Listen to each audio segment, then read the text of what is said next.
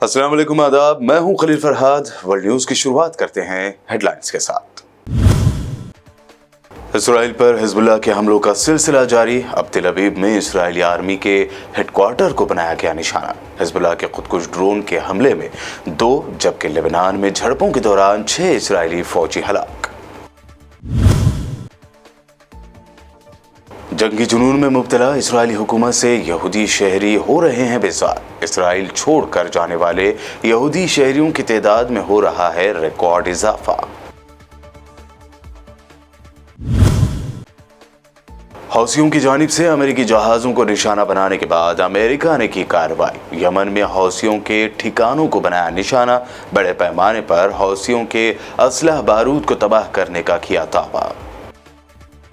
हिंदू दहशतगर्दी की अलामत बने मालेगांव बम धमाका केस की मुल्जिमा बीजेपी की साबिक एमपी प्रज्ञा सिंह ठाकुर की बड़ी मुश्किलें। एनआईए स्पेशल कोर्ट ने जारी किया गैर जमानती वारंट। 2 दिसंबर को कोर्ट में हाजिर होने का दिया हुक्म। कर्नाटक में ऑपरेशन लोटस की हलचल। सीएम सिद्धरामैया ने बीजेपी पर संगीन इल्जाम लगाते हुए कहा, कांग्रेस के 50 एमएलए को 50-50 करोड़ का ऑफर देकर खरीदने की जा रही है कोशिश।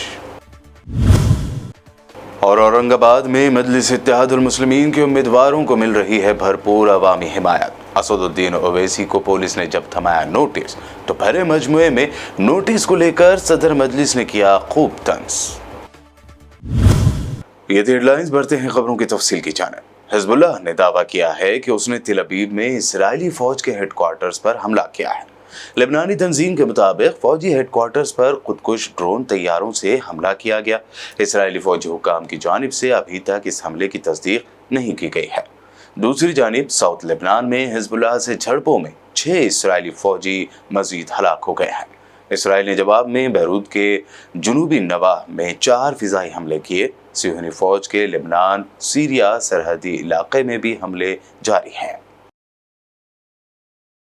उधर इसराइल का जंगी जुनून खुद उसके शहरियों को बेजार करने लगा है और उनके इसराइल छोड़कर महफूज मकामात पर नकल मकानी की तादाद में रिकॉर्ड इजाफा हुआ है। इसराइल की गजा पर वहशियाना जारहियत 1 साल से जारी है, जबकि अब इसराइल ने लेबनान में भी जंगी महाज खोल दिया और ईरान तक पर हमले शुरू कर दिए हैं। इसराइल के शहरी आए दिन मुल्क को छोड़कर जा रहे हैं। सीबीएस के आदाद शुमार के मुताबिक साल 2023 में तकरीबन 24,900 इसराइलियों ने मुल्क छोड़ दिया, जबकि इससे 1 साल पहले 2022 में ये तादाद 17,520 थे। इसराइल से सिर्फ नकल मकानी में ही इजाफा नहीं हुआ है, बल्कि इस दौरान बैरून मुल्क से इसराइल वापस आने वाले यहूदियों की तादाद में भी काफी कमी आई है। अमेरिका ने यमन में हौसियों को निशाना बनाया है। अमेरिकी सेंट्रल कमांड ऑफिस सेंटकॉम ने हमलों की तस्वीर जारी की हैं और वीडियोस जारी की हैं। सेंटकॉम ने 9 और 10 नवंबर को यमन में हौसियों पर किए गए एयर स्ट्राइक की फुटेज जारी करते हुए बयान में कहा कि हौसियों की तंसीबात और वेपन सिस्टम पर एयर स्ट्राइक किए गए हैं। सेंटकॉम की सोशल मीडिया से जारी की गई फुटेज में हौसियों की एक मोबाइल मिसाइल लॉन्चर गाड़ी को फिजाई हमले में तबाह होता दिखाया गया है।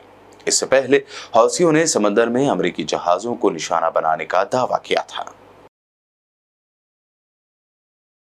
सऊदी अरब के क्राउन प्रिंस और वजीर आजम शहजादा मोहम्मद बिन सलमान ने रूस के सदर व्लादिमीर पुतिन से फोन पर बात की है। कॉल के दौरान उन्होंने सऊदी अरब और रूस के दरमियान बेहतर ताल्लुकात और दोनों ममालिक के दरमियान ताल्लुकात की सतह को बुलंद करने की कोशिशों की तारीफ की। सऊदी प्रेस एजेंसी के मुताबिक दोनों मुल्कों के कायदीन के दरमियान यूक्रेन जंग को लेकर भी तबादले ख्याल किया गया। अभी तक ऐसी कोई इत्तला सामने नहीं आई है कि दोनों कायदीन के दरमियान गजा या लेबनान जंग को लेकर भी कोई बातचीत हुई है या नहीं। ब्राजील में G20 सरबराही इजलास से पहले होने वाले 2 धमाकों में एक शख्स हलाक हो गया है। जराये के मुताबिक धमाके साओ पाउलो में सुप्रीम कोर्ट के नजदीक हुए, जिसके बाद सुप्रीम कोर्ट को खाली करा लिया गया।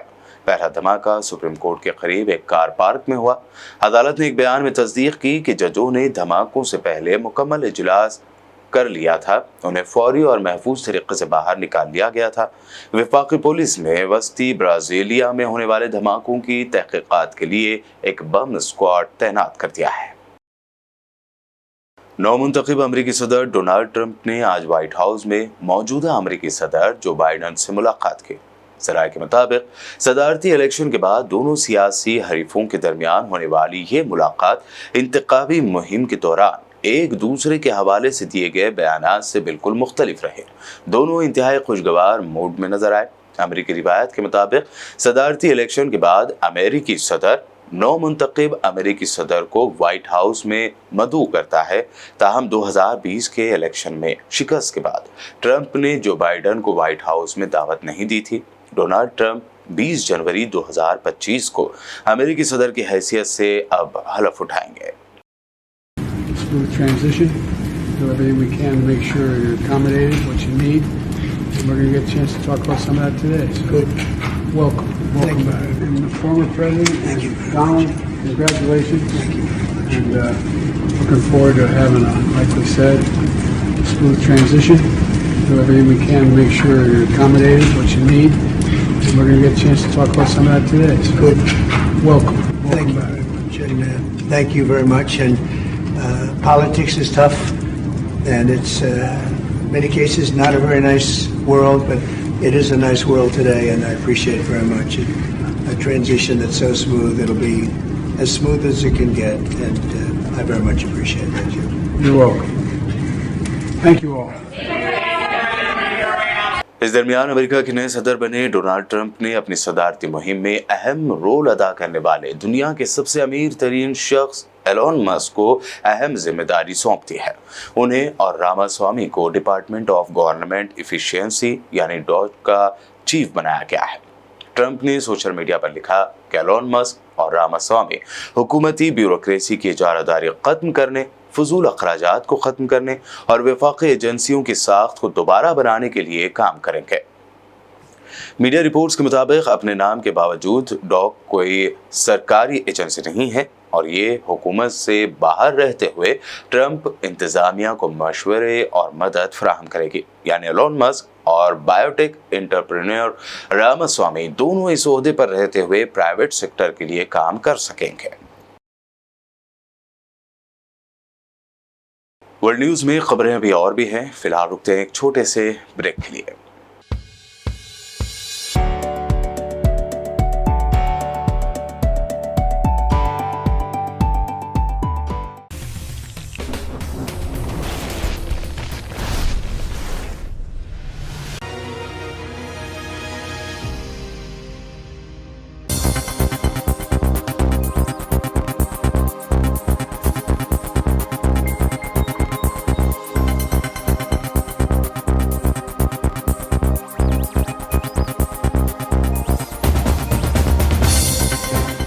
ब्रेक के बाद आइए अब देखते हैं अहम नेशनल न्यूज। हिंदुस्तान में हिंदू दहशतगर्दी की अलामत बने मालेगांव बम धमाका केस में मुंबई की स्पेशल कोर्ट ने बीजेपी की साबिक एमपी प्रज्ञा सिंह ठाकुर के खिलाफ गैर जमानती वारंट जारी किया है।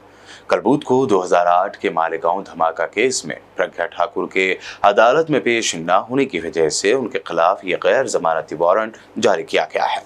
एनआईए मामलों की स्पेशल कोर्ट ने प्रज्ञा ठाकुर के खिलाफ 1 महीने में ये दूसरा वारंट जारी किया है। इससे पहले कोर्ट ने उनके खिलाफ 5 नवंबर को भी वारंट जारी किया था, क्योंकि वो कोर्ट की कार्रवाई में शामिल नहीं हुई थी। प्रज्ञा ठाकुर के वकील ने बताया कि बीजेपी लीडर का भोपाल के एक अस्पताल में इलाज चल रहा है, इस वजह से वो अदालत में पेश नहीं हो सकती।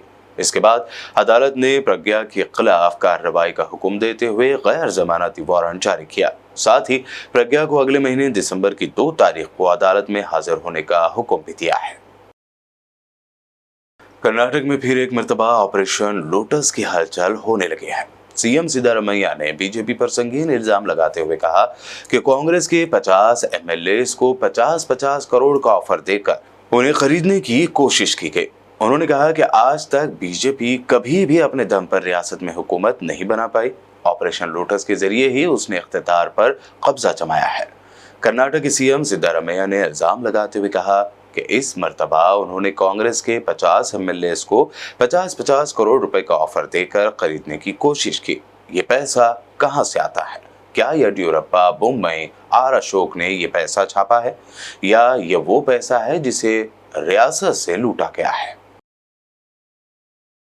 महाराष्ट्र की इंतखाबी सरगर्मियों के दरमियान मजलिस इत्तेहादुल मुस्लिमीन के सदर असदुद्दीन ओवैसी को पुलिस की जानिब से नोटिस दिया गया, जिस पर उन्होंने भरे अवामी जलसे में इस नोटिस को पढ़कर सुनाया और उसमें गलतियां निकाली और फिर अपने ही अंदाज में तंज किया।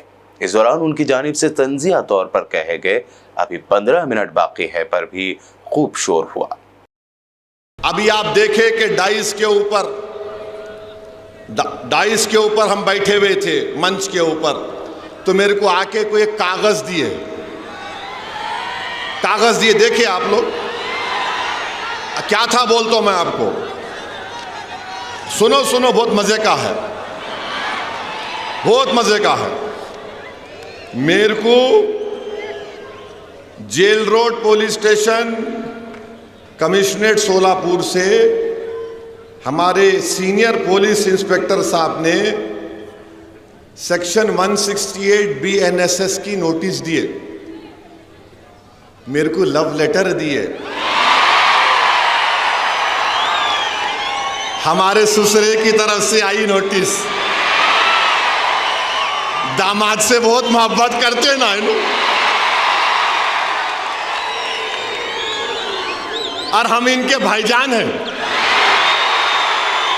ससुरे भी उन्होंने है, हम उनके भाईजान भी हैं। I love you. अच्छा, यहां इसमें क्या लिखे? इसमें लिखे, अंग्रेजी में बोल रहा हूं, लिटिल इंग्लिश आती है मेरे को। उन्होंने लिखे, please take care not to do any act, comment और statement that may hurt the sentiments of other religious people and persons, and also do not violate the model code of conduct implemented in connection with the General Assembly elections 2024. It should be noted that law and order problem will not arise due to any minor reason, and peace should be maintained. In addition to this, B की जगह BE आना, आप BRE लिख लिए, खैर मेरे को नहीं। It should be noted that legal की स्पेलिंग भी गलत है, LEGAL, आप LEAGL लिख दिए। I am only correcting you. Legal action taken against you in accordance with the prevailing law if public peace is disturbed and law and order। अच्छा, यह problem की स्पेलिंग में M खा गए आप, प्रोबले हो गया ये, M आना, problem arises due to your commenting that will hurt the sentiments of other religious, religious में G खा गया, and individuals by ignoring the instruction given by the police. The said notice is given under my true seal. तो मैं क्या किया, हाँ नहीं, दूल्हे भाई कुछ आती, किसको भी नहीं आती, वो खाली भाईजान से मोहब्बत है, दूसरों से नहीं है जी। तो मैं नोटिस ले लिया। सुनो, अभी टाइम कितना है? हाँ, 15 मिनट है अभी। वेरी सॉरी,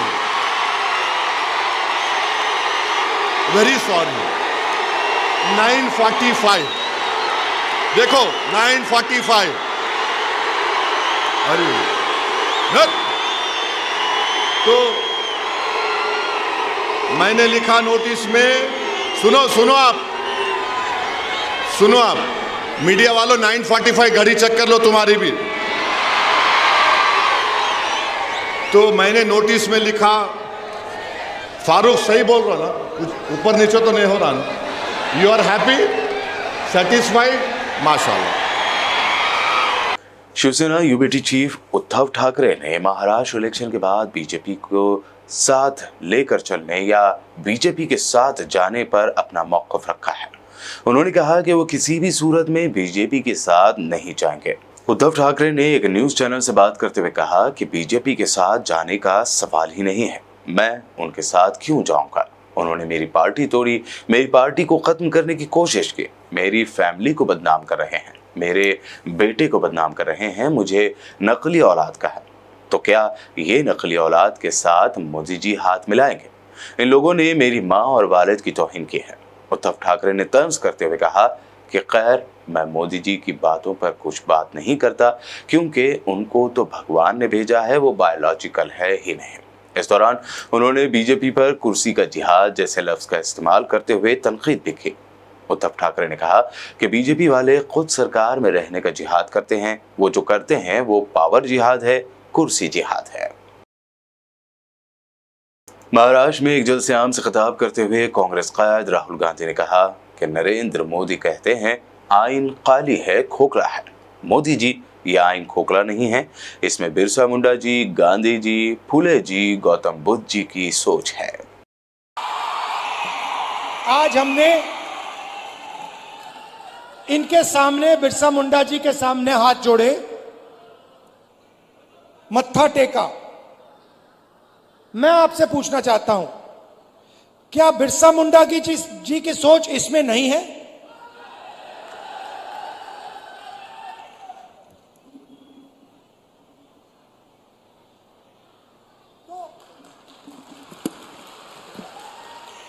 तो नरेंद्र मोदी जी कहते हैं कि यह संविधान खाली है, खोखला है,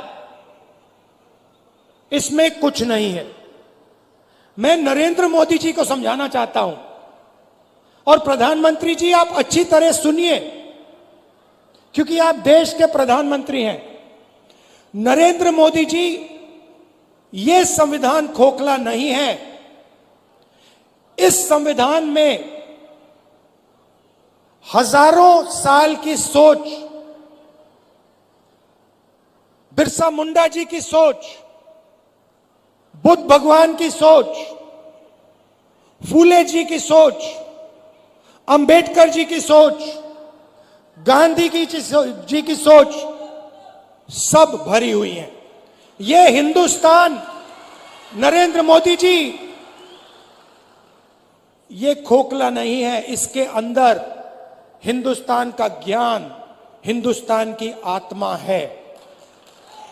और जब आप इसे खोखला कहते हो तो आप हिंदुस्तान, बिरसा मुंडा जी, महात्मा गांधी जी, अंबेडकर जी, इन सब का अपमान करते हो। लड़ाई भाइयों और बहनों इसको बचाने की है। वर्ल्ड न्यूज के आखिर में हेडलाइंस पर डालते हैं एक और नजर। इसराइल पर हिजबुल्लाह के हमलों का सिलसिला जारी। अब तेल अवीव में इसराइली आर्मी के हेडक्वार्टर को बनाया गया निशाना। हिजबुल्लाह के खुदकुश ड्रोन के हमले में 2, जबकि लेबनान में झड़पों के दौरान 6 इसराइली फौजी हलाक। जंगी जुनून में मुब्तला इसराइली हुकूमत से यहूदी शहरी हो रहे हैं बेजार। इसराइल छोड़कर जाने वाले यहूदी शहरियों की तादाद में हो रहा है रिकॉर्ड इजाफा। हौसियों की जानिब से अमेरिकी जहाज़ों को निशाना बनाने के बाद अमेरिका ने की कार्रवाई। यमन में हौसियों के ठिकानों को बनाया निशाना। बड़े पैमाने पर हौसियों के असलह बारूद को तबाह करने का किया दावा।